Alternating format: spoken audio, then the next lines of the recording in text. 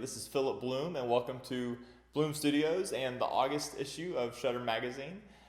We've been talking last month and this month about a topic very near and dear to my heart and to Eileen, my wife's heart, as we run our business, Blume Photography. And that's the idea of bringing your life and work together, not just into work-life balance where you have time for work and you have time for life, or you work hard enough that then you deserve some time off, but bringing that together holistically in a way that work doesn't feel like work anymore. It's meaningful to you, it's part of your life, and then your life benefits from your work, and rather than putting the two in separate boxes. So last month we talked about vision and how running a successful business all comes back to vision. That makes your business successful when you have a strategic goal in mind besides just I want to make money. But if that goal is something higher, and you want to achieve something, examples of that are like Steve Jobs, whose goal was not just to create another computer for an oversaturated market, but was to create the feeling that you're changing the world through that computer. So you can change industries, you can change the music industry, you can change the book industry and how we process information. So what are you doing with your business on that front? For us, we wanted our business to be about not only photographing pretty things, but changing the world in some way. For us, that's personal projects that that address poverty throughout the world. And I think our clients, even our paying clients, connect with that. And so that's the vision side. And then if you're going to have time to discover your vision and really pursue it, then this month we're really focusing hard on practical ways to do that. And it really comes down to those things we mentioned. Outsourcing. In-person sales is one that I know not everyone fits that into their model. And there are certain regions in the world, in the country, where you can charge a huge upfront amount. And if it's not important to you that your clients have that finished artwork, you just want to pass over the digital files, that's a valid business model. But I feel like our model has worked so well because it works in an area like ours that has a high poverty rate, a low population. Our model works kind of anywhere. So that's what I like about in-person sales. And then automation, of course, getting all that sort of put into place so that your business runs efficiently. Nothing is left undone, and no job is left incomplete for clients who have those expectations of receiving things on time. One thing I didn't get to in the article that I really want to touch on is delegation. Delegation is kind of a subheading under outsourcing.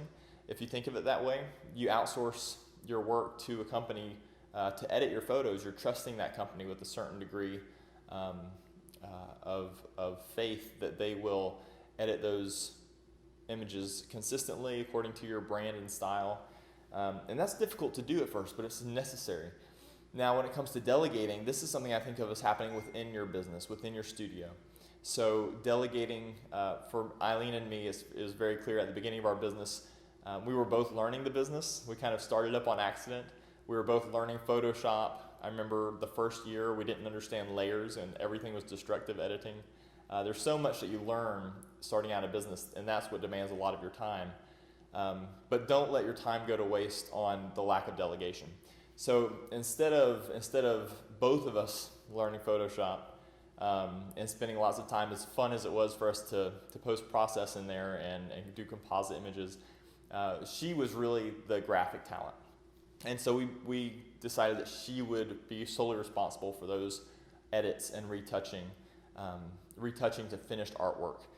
So we don't edit every digital file in a really fine, careful way, but only those that become finished artwork receive that full hands-on retouching. That's her department.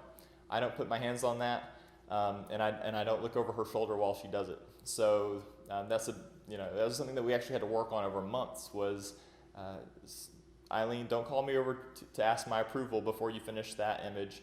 I trust you. If you think it's finished, then flatten that image and send it out to the client. And that's something that I think is important, especially for married couples working together. If you have to turn your computers around so that you're back to back and you're not looking at each other over each other's shoulders, put those job descriptive titles in place, so you know your job's editing. My job is marketing. So in our business, I'm the one who's going to do social media and marketing. Eileen doesn't need to spend time on that or get caught up on Facebook. I'll devote my specific time of the day to that, and we're delegating that way. And trade-offs, as our lives progressed and children arrived, trade-offs became very important. And thankfully, we were able to automate our business enough that we could kind of split that time up. So I could take a day off with the kids and be Mr. Mom, and Eileen would work that day. And then the next day, she would take the kids, and I would work all day. And it was okay because we had our specific tasks we knew we had to do. We didn't have to be together to do them, and we could have someone, other than a babysitter, watching the kids with that extra free time we had. So that's very important to us for our priorities and our values in life. So I hope that helps. I hope that gives you some inspiration. This stuff is possible. I remember how hopeless it felt there at the early stages of our business when it became busy and all of our duties started crashing in on us. But putting these simple things into place can change everything. So good luck, and we'll see you next month. Have a good one.